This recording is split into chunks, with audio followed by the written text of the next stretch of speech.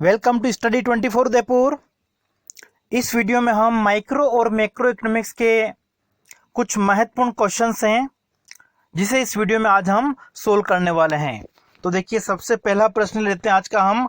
आय प्रभाव और प्रतिस्थापन प्रभाव, इनकम इफेक्ट और सब्स्टिट्यूशन इफेक्ट जो होता है वो सेम डायरेक्शन में, समान दिशा में जो है वो किन वस्तुओं के संदर्भ में कार्य करता है।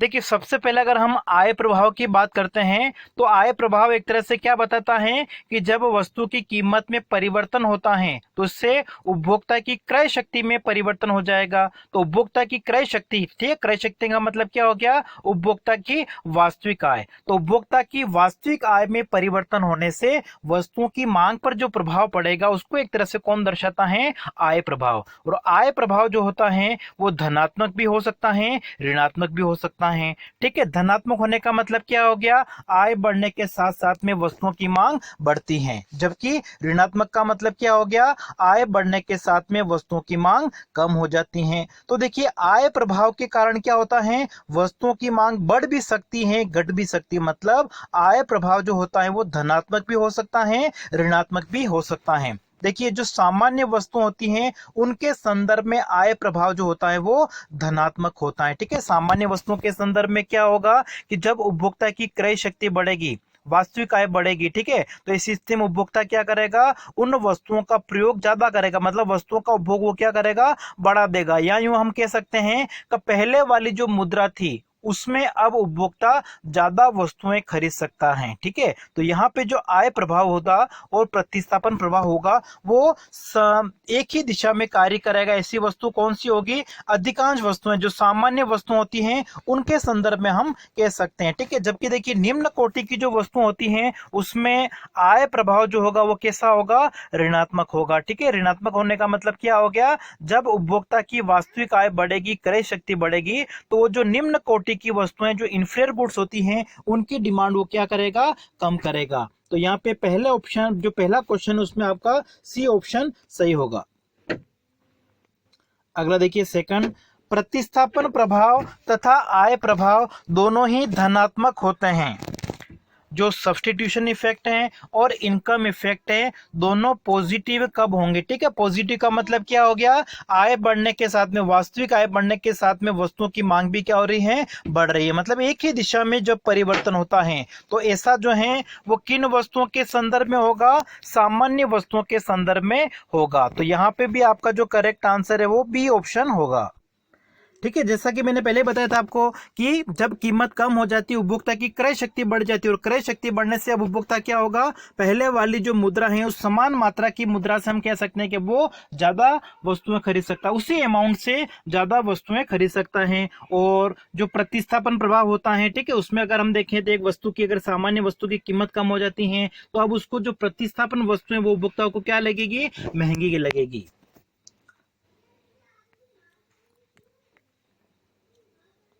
नेक्स्ट है, यदि किसी निम्न कोटि की वस्तु की दशा में ऋणात्मक आय प्रभाव प्रतिस्थापन प्रभाव की तुलना में कम शक्तिशाली है। ठीक है, देखिए आय प्रभाव जो होता है वो ऋणात्मक भी हो सकता है, धनात्मक भी हो सकता है, लेकिन जो इंफीरियर गुड्स होती हैं, निम्न कोटि की जो वस्तुएं होती है, घटिया वस्तुएं, उनके संदर्भ में आय प्रभाव कैसा होता है? ऋणात्मक होता है। और जो प्रतिस्थापन प्रभाव है वो भी क्या होता है? ऋणात्मक होता है। तो यहाँ पर अगर हम देखें तो जब क्या लिखा हुआ है, क्या पूछा हुआ हमको कि निम्न कोटि वस्तु की दशा में ऋणात्मक आय प्रभाव प्रतिस्थापन प्रभाव की तुलना में कम शक्तिशाली है। ठीक है, ऋणात्मक आय प्रभाव जो है वो कम शक्तिशाली है, प्रतिस्थापन प्रभाव एक तरह से क्या है? ज्यादा शक्तिशाली है। और प्रतिस्थापन प्रभाव ज्यादा शक्तिशाली होने की वजह से क्या होगा? जब कीमत घटेगी तो सामान्य वस्तुओं की तरह मांग भी क्या होगी? बढ़ेगी। अगर यहाँ पे, ठीक है, जो ऋणात्मक आय प्रभाव है वो अगर ज्यादा होता है तो ऐसी स्थिति में क्या होगा? जो वस्तु की अगर कीमत घटेगी तो मांग भी क्या होगी? घटेगी। लेकिन ऐसा कब होगा?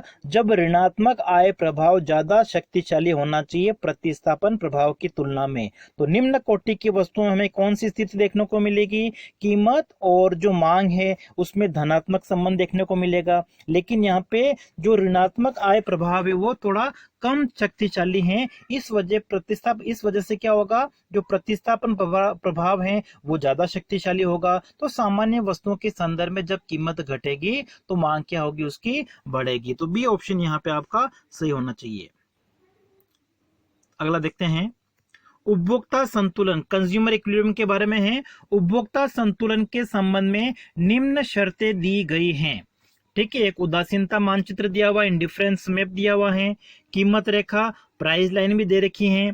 और जो कीमत रेखा है, प्राइस लाइन, वो इंडिफरेंस मैप में से किसी एक बिंदु पर वो उसको स्पर्श कर रही है, टच कर रही है, टेंजेंट हम कह सकते हैं। और स्पर्श बिंदु जो है वहां पे उदासीनता वक्र कैसा है, मूल बिंदु की ओर उन्नतोदर है, कॉन्वेक्स टू द ओरिजिन। और उपभोक्ता का जो व्यवहार है वो कैसा है, विवेकपूर्ण है, रेशनल है। अब क्या पूछा हुआ है, उपयुक्त 5 शर्तों में से 2 उल्लेखनीय एवं महत्वपूर्ण शर्तें कौन सी है। ये 5 शर्तें हमको यहाँ पे उपभोक्ता संतुलन की दे रखी हैं। तो जब हम उपभोक्ता संतुलन की बात करते हैं कि एक उपभोक्ता को अधिकतम संतुष्टि कहाँ मिलेगी, तो उसका जो संतुलन है उसके लिए अगर हम देखें तो देखिए ये हमारा बजट लाइन है, या जिसको हम कीमत रेखा कह सकते हैं, और ये हमारा हो गया इनडिफरेंस कर्व। ठीक है, तो यहाँ पर अगर हम देखें इस ई पॉइंट पर 2 कंडीशन जो हैं, 2 शर्तें हैं, वो सेटिस्फाई होनी चाहिए। सबसे पहली शर्त तो क्या हो गई है कि ये जो इंडिफरेंस कर्व है वो इस बजट लाइन को हमने नाम दे दिया ए बी, इस बजट लाइन पे क्या होना चाहिए, टेंजेंट होना चाहिए। ठीक है, एक शर्त तो हमारी ये हो जाएगी। मतलब जो तीसरे नंबर पे लिखा हुआ है वो कीमत रेखा उदासीनता मानचित्र में किसी एक बिंदु पर स्पर्श करें, तो ये ई बिंदु पर स्पर्श कर रहा है। और इस ई बिंदु पर अगर हम देखें तो ये जो हमारा इंडिफरेंस कर्व है, उदासीनता वक्र है, उसका आकार कैसा है, शेप कैसा है, कॉन्वेक्स है। मतलब मूल बिंदु की ओर उन्नतोदर होना चाहिए। ये दोनों शर्तें जहां पे पूरी होगी, जैसे हमने और भी वक्र बना दिए, एक और ये बना दिया, एक और ये बना दिया, लेकिन संतुष्टि जो संतुलन है, इक्विलिब्रियम, वो कहां पे होगा, इस ई पॉइंट पे होगा। इसका मतलब ई पॉइंट पर संतुलन क्या है, कब होगा, जब ये 2 शर्तें पूरी हो। ठीक है, तीसरे और चौथे नंबर की जो शर्त है वो अनिवार्य है। तो करेक्ट आंसर आपका इसमें हो जाएगा 4th नंबर। ठीक है, डी ऑप्शन आपका इसमें सही होगा। अगला देखिए 5वां, निम्न चित्र में डी मांग वक्र दे रखा है, उसके पश्चात एक नई मांग रेखा D1 और D2 दी हुई है। बताइए कि, अब देखिए इसमें क्या पूछा हुआ है, निम्न में से कौन सा परिवर्तन मांग में वृद्धि को प्रदर्शित करता है। इंक्रीज इन डिमांड बताना है। ठीक है, तो देखिए जब हम इंक्रीज इन डिमांड की बात करते हैं, मांग में वृद्धि का मतलब क्या हो गया, जब वस्तु की कीमत, प्राइस अगर स्थिर रहे, कीमत के स्थिर रहने पर अन्य तत्वों में परिवर्तन के कारण अगर मांग बढ़ जाए। ठीक है, अन्य तत्व जैसे कि स्थानापन्न वस्तु की कीमत बढ़ जाए, या पूरक वस्तु की कीमत कम हो जाए, जो कॉम्प्लीमेंट्री गुड है उसकी प्राइस कम हो जाए, सब्स्टिट्यूशन गुड्स की प्राइस क्या हो जाए, बढ़ जाए, उपभोक्ता की जो रुचि फैशन उसमें फेवरेबल चेंज हो जाए। ठीक है, अनुकूल परिवर्तन हो जाए, तो इन सभी की वजह से क्या होगा, मांग बढ़ेगी। और मांग बढ़ने से क्या होगा, मांग वक्र जो है वो राइटवर्ड शिफ्ट हो जाएगा इधर की तरफ। ठीक है, तो यहां पर अगर हम देखिए कीमत में किसी प्रकार का कोई परिवर्तन नहीं होगा। तो इनमें से कौन सा बिंदु जो है वो मांग में वृद्धि को प्रदर्शित करता है। देखिए आपके पास में 4 ऑप्शन है, इनको देख के बताना है कि मांग में वृद्धि कहां पे होगी। अब देखिए ए ऑप्शन दे रखा है ए से बी। ठीक है, देखिए इस ए से बी की तरफ आते हैं, मतलब तो ये देखो मांग बढ़ रही है, लेकिन इसको हम वृद्धि नहीं कहेंगे। ठीक है, इसको हम क्या कहेंगे, मांग में विस्तार कहेंगे, एक्सटेंशन ऑफ डिमांड या एक्सपांशन ऑफ डिमांड कहेंगे। ठीक है, ए बिंदु से बी बिंदु की तरफ आना। बी से अगर हम ए की तरफ जाएंगे तो ये आपका क्या है, संकुचन है, कॉन्ट्रेक्शन ऑफ डिमांड है। फिर लिखा हुआ यहाँ पे डी से ए। ठीक है, देखिए इस डी बिंदु से हम ए की तरफ आ गए, प्राइस कितनी है, ओ से लेके पी, पहले डिमांड कितनी थी, इतनी, अब डिमांड बढ़ के कितनी हो गई है, इतनी पहले थी क्यू, अब हो गई है Q1 उसी प्राइस पर। तो देखिए कीमत में परिवर्तन नहीं हुआ है और मांग बढ़ गई है। पहले हमारा जो मांग वक्र है वो कौन सा है, D2 ये हमारा पहला मांग वक्र है। उसके बाद में आ गए हैं हम यहाँ पे डी पे। इसका मतलब क्या हो गया, ये जो मांग में वृद्धि हुई है, मांग बढ़ी है, इसको हम क्या कहेंगे, इंक्रीज इन डिमांड कहेंगे। तो डी से ए जो है वो किसको दर्शाता है, इंक्रीज इन डिमांड।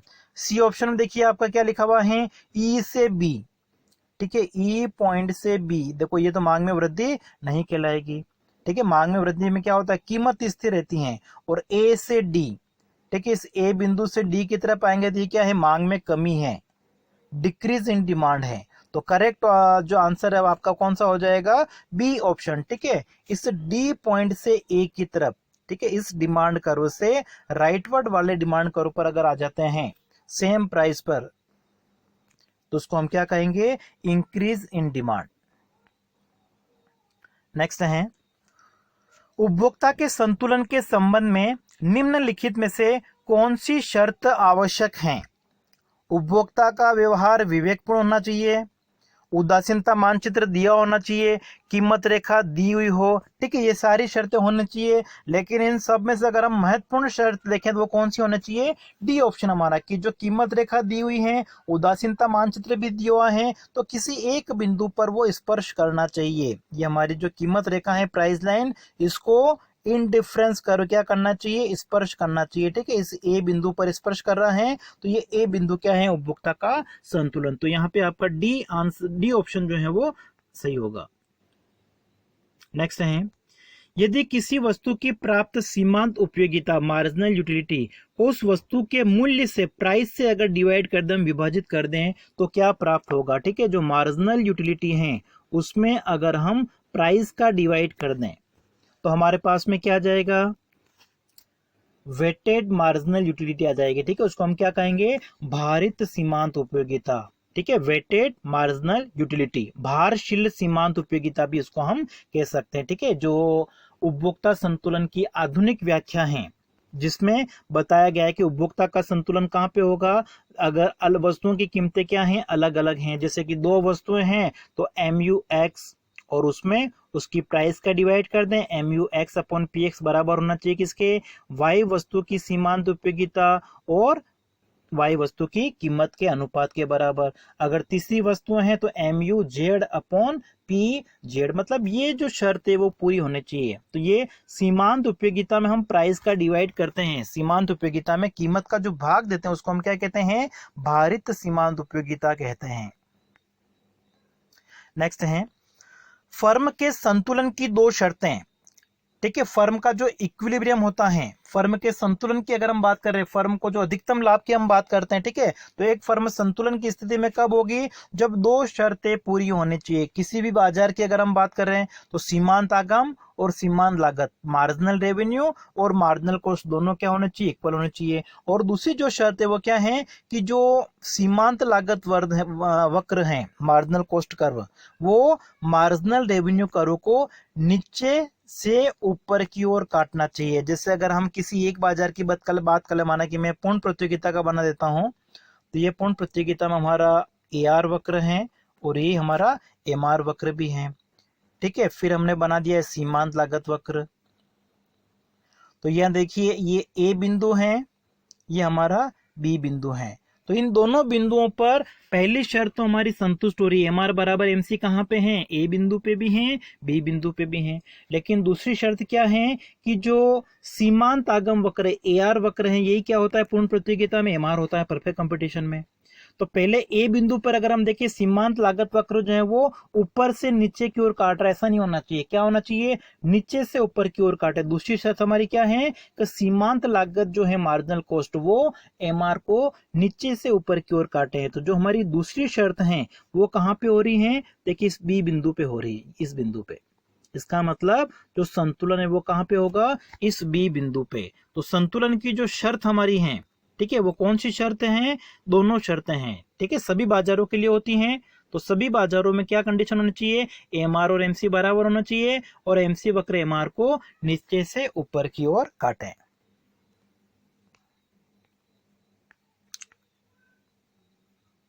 अगला है, कौन सा कथन सत्य है, मार्जिनल रेवेन्यू और टोटल रेवेन्यू के बारे में पूछ रखा है। तो MR रेखा जो होती है वो TR में परिवर्तन को दर्शाती है, बिल्कुल सही है, ठीक है। जो MR है उसको हम कैसे निकालते हैं, टोटल रेवेन्यू में कितना चेंज हुआ, डेल्टा TR अपॉन वस्तु की जो एक अतिरिक्त इकाई बेची गई है, डेल्टा Q।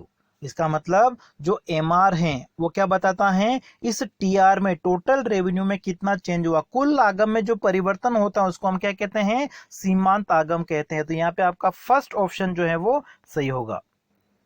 अगला है कीमत विभेद, प्राइस डिस्क्रिमिनेशन जो होता है वो कब संभव होता है। प्राइस डिस्क्रिमिनेशन में क्या होता है, कीमत विभेद में एक ही वस्तु की जो कीमत होती है वो अलग अलग उपभोक्ताओं से अलग अलग वसूली जाती है। अलग अलग कंज्यूमर के जो ग्रुप होते हैं, उपभोक्ता के जो समूह होते हैं, उनसे अलग अलग कीमत वसूलने को हम क्या कहते हैं, कीमत विभेद कहते हैं। और ऐसा कब हो सकता है, जब बाजार में केवल एक ही प्रोड्यूसर हो, एक ही सेलर हो, एक ही उत्पादक या विक्रेता होता है।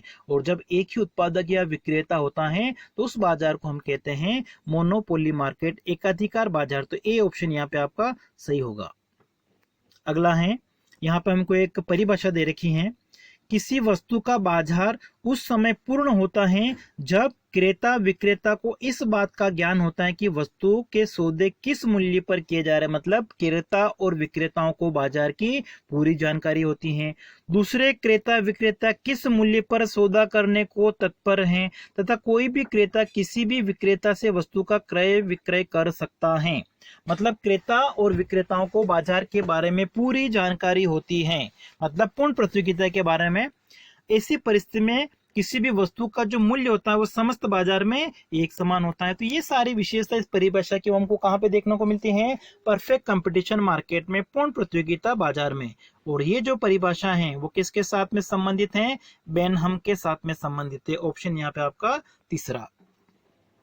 अगला है, दीर्घ काल में मूल्य एक होने के कारण पूर्ण प्रतियोगिता के अंतर्गत वस्तु की मांग रेखा एक्स अक्ष के समानांतर होती है। अर्थात देखिए, परफेक्ट कंपटीशन में अगर हम देखें तो जो डिमांड कर्व है वो ये आपका एक्स एक्सिस है, ये हमारा वाई एक्सिस है,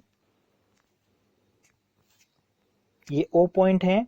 और परफेक्ट कंपटीशन में मांग वक्र होता है इस तरीके से, ठीक है, जो एक्स अक्ष होता है उसके पैरेलल होता है, समानांतर होता है। और AR को ही हम क्या कहते हैं, मांग वक्र कहते हैं। तो देखिए, ये जो मांग वक्र एक्स अक्ष के समानांतर होता है, इसका मतलब क्या हो गया, कीमत के स्थिर रहने पर मांग में कितना भी परिवर्तन हो सकता है। मांग बढ़ भी सकती है, मांग घट भी सकती है, अनंत परिवर्तन हो सकता है, जिसको हम कहते हैं परफेक्टली इलास्टिक, पूर्णतया लोचदार कहते हैं। तो पूर्णतया लोचदार, परफेक्टली इलास्टिक आपका हो जाएगा बी ऑप्शन।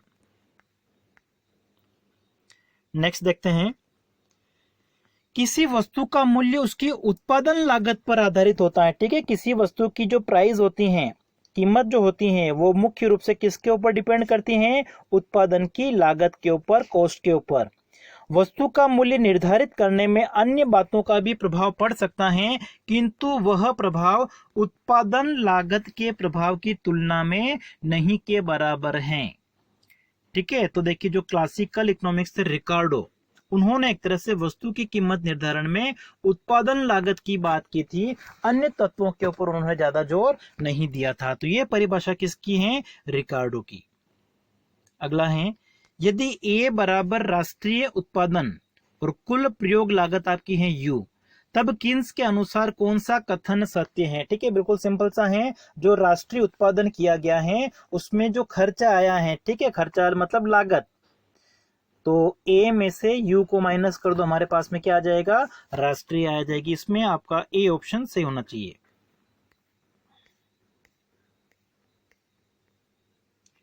अगला है, GNP का मूल्य है, ठीक है, ग्रोस नेशनल प्रोडक्ट, सकल राष्ट्रीय उत्पाद जो होता है उसका मूल्य इनमें से क्या सही होना चाहिए। तो देखिए, जो GNP होती है उसको हम कैसे निकालते हैं, जो भी उत्पादन की मात्रा होती है उसको हम क्या करते हैं, प्राइस से, कीमत से मल्टीप्लाई कर देते हैं। इसका मतलब क्या हो गया, GNP का जो मूल्य होता है वो मुद्रा के रूप में व्यक्त किया जाता है। बी ऑप्शन आपका यहाँ पे सही होना चाहिए। अगला देखिए, वास्तविक सकल राष्ट्रीय उत्पाद का मान, रियल GNP आपको निकालनी है। ठीक है, तो रियल GNP निकालने का मतलब क्या हो गया कि जो भी उत्पादन की मात्रा है उसको हम क्या करेंगे, प्राइस से मल्टीप्लाई करेंगे। लेकिन कौन सी प्राइस, बेस ईयर की। ठीक है, आधार वर्ष की कीमत से अगर हम वर्तमान वर्ष के उत्पादन को गुणा कर देंगे, मल्टीप्लाई कर देंगे, तो हमारे पास में क्या आ जाएगा, वास्तविक सकल राष्ट्रीय उत्पाद आ जाएगा। अब देखिए यहाँ पे जो ऑप्शन दे रखे हैं उसके हिसाब से अगर हम देखें तो देखिए फर्स्ट ऑप्शन तो आपका नहीं हो सकता है, मौद्रिक सकल राष्ट्रीय उत्पाद ज्ञात किया गया उसी को आधार वर्ष की कीमत से वापस गुणा कर दिया, ऐसा तो नहीं हो सकता है। मौद्रिक सकल घरेलू उत्पाद को चालू वर्ष की कीमत से भी हम नहीं कर सकते हैं, ये भी गलत हो जाएगा, ठीक है, क्योंकि मौद्रिक पहले से निकाल दिया है, उसको कीमत से गुणा नहीं कर सकते हैं। अब यहाँ पे मौद्रिक सकल राष्ट्रीय उत्पाद निकाल दिया गया है, ठीक है, मौद्रिक निकाला गया, इसका मतलब जो उत्पादन की मात्रा है उसको चालू वर्ष की कीमत से गुणा किया होगा। जबकि हमको जो निकालना है रियल निकालना है, वास्तविक, उसके लिए हमको क्या करना पड़ेगा, कीमत लेंगे, कौन सी लेंगे, आधार वर्ष की लेंगे, ठीक है, बेस ईयर की हम लेंगे। इसका मतलब इसमें जो प्राइस हैं करंट ईयर की, उसका अगर आप डिवाइड कर दो, ठीक है, तो हमारे पास में क्या आ जाएगा, रियल जीडीपी जीएनपी आ जाएगा। तो इसमें अगर आप देखोगे तो आपका जो तीसरा ऑप्शन है वो करेक्ट आंसर होना चाहिए, ठीक है। जो मौद्रिक सकल राष्ट्रीय उत्पाद निकाला है वो चालू वर्ष से निकाला होगा, तो इसमें हमने क्या किया, चालू वर्ष की कीमत का भाग दे दिया और मल्टीप्लाई, उससे क्या आ जाएगा, उत्पादन आ जाएगा, उस उत्पादन को हम क्या करेंगे, आधार वर्ष की कीमत से गुणा कर देंगे, तो हमारे पास में रियल जीएनपी आ जाएगा। तो इसमें सी ऑप्शन जो है वो आपका सही आंसर है। अगला है जीएनपी बराबर सी प्लस आई प्लस जी प्लस एक्स माइनस एम, ठीक है। जो जीएनपी निकाला गया है उसमें कंजप्शन एक्सपेंडिचर लिया गया है, इन्वेस्टमेंट एक्सपेंडिचर है, गवर्नमेंट एक्सपेंडिचर है, नेट एक्सपोर्ट एक्सपेंडिचर। इसका मतलब ये क्या हो गया, किसको दर्शा रहा है, ये व्यय पक्ष को दर्शाता है, ठीक है। करेक्ट आंसर इसमें आपका बी ऑप्शन। नेक्स्ट है, यदि हमें जीएनपी मालूम है, जीएनपी मतलब सकल राष्ट्रीय उत्पाद, ग्रोस नेशनल प्रोडक्ट मालूम है, तो हम उस वर्ष का एनएनपी, नेट नेशनल प्रोडक्ट अगर निकालना है तो देखिए जीएनपी ग्रोस है यहाँ पे और इसमें आपको चाहिए नेट। तो ग्रोस और नेट में जो डिफरेंस होता है वो किसका डिफरेंस होता है, डेप्रिसिएशन का, ठीक है। डेप्रिसिएशन को हम क्या कर देंगे, अगर जीएनपी में से माइनस कर देंगे, हमको क्या निकालना है, एनएनपी, ठीक है। तो जीएनपी में से हम क्या माइनस कर देंगे, डेप्रिसिएशन, मूल्यह्रास को हम माइनस कर देंगे, ठीक है, मूल्यह्रास को घटाकर, बी ऑप्शन आपका। अगला है वास्तविक सकल राष्ट्रीय उत्पाद, रियल जीएनपी, ठीक है, रियल जीएनपी कब बढ़ेगा। तो यहाँ पर अगर आप ऑप्शन देखोगे, ठीक है, जीएनपी निकालने के लिए हम क्या करते हैं, सी प्लस आई प्लस जी प्लस एक्स माइनस एम करते हैं। तो यहाँ पर अगर आप एक्सपोर्ट ज्यादा होंगे और इंपोर्ट क्या होंगे, कम, ठीक है, एक्सपोर्ट हमारे ज्यादा है निर्यात, और आयात क्या है, कम। निर्यात अगर आयातों से अधिक है, एक्सपोर्ट अगर ज्यादा होगा तो क्या होगा, रियल जीएनपी बढ़ेगा। अगर इंपोर्ट ज्यादा होंगे तो जीएनपी क्या होगा, उससे कम होगा, ठीक है। क्योंकि हम कैसे निकालते हैं, सी प्लस आई प्लस जी प्लस करते हैं हम क्या, एक्स माइनस एम। इंपोर्ट को तो हम क्या करते हैं, माइनस, एक्सपोर्ट को क्या करते हैं, प्लस करते हैं। मतलब एक्सपोर्ट अगर बढ़ेगा तो रियल जीएनपी भी क्या होगा, बढ़ेगा। फिर आज का अंतिम प्रश्न देखिए, बिल्कुल सिंपल सा है, दोहरी गणना से क्या तात्पर्य है, डबल काउंटिंग किसे कहते हैं, ठीक है। डबल काउंटिंग का मतलब क्या हो गया, जब राष्ट्रीय आय की गणना की जाती है, नेशनल इनकम हम निकालते हैं, तो एक ही वस्तु का मूल्य अगर एक से अधिक बार शामिल हो जाए, जो इंटरमीडिएट गुड्स होती हैं, फाइनल गुड्स होती हैं, तो राष्ट्रीय में हमको केवल फाइनल गुड्स की जो वैल्यू होती है उसी को इंक्लूड करना होता है, जो अंतिम वस्तु होती हैं उसी के मूल्य को शामिल करना चाहिए। तो दोहरी गणना का मतलब क्या हो गया, किसी एक ही वस्तु का मूल्य राष्ट्रीय आय में एक से अधिक बार अगर शामिल हो जाता है, तो इसमें ए ऑप्शन आपका, उत्पाद की एक से अधिक बार अगर गणना कर दी जाए राष्ट्रीय आय ज्ञात करने में, तो उसको हम क्या कहेंगे, डबल काउंटिंग। और दोहरी गणना की जो समस्या आती है डबल काउंटिंग की, उससे बचने के लिए हमको क्या करना चाहिए, जो नेट वैल्यू एडिशन मेथड होती हैं या तो उसका प्रयोग करना चाहिए, ठीक है। जो उत्पादन का मूल्य है उसमें प्रत्येक स्तर पर मध्यवर्ती वस्तु की जो लागत है उसको माइनस कर दो, या फिर क्या करना चाहिए, जो फाइनल गुड्स हैं, जो अंतिम वस्तुएं हैं, उसी के मूल्य को राष्ट्रीय आय में शामिल करना चाहिए, ठीक है। नेशनल इनकम में हमको क्या करना चाहिए, फाइनल गुड्स हैं उसकी वैल्यू को इंक्लूड करना चाहिए, इंटरमीडिएट गुड्स को नहीं इंक्लूड करना चाहिए, ठीक है। इससे हम दोहरी गणना से बच सकते हैं। तो आज की क्लास में इतना ही, धन्यवाद।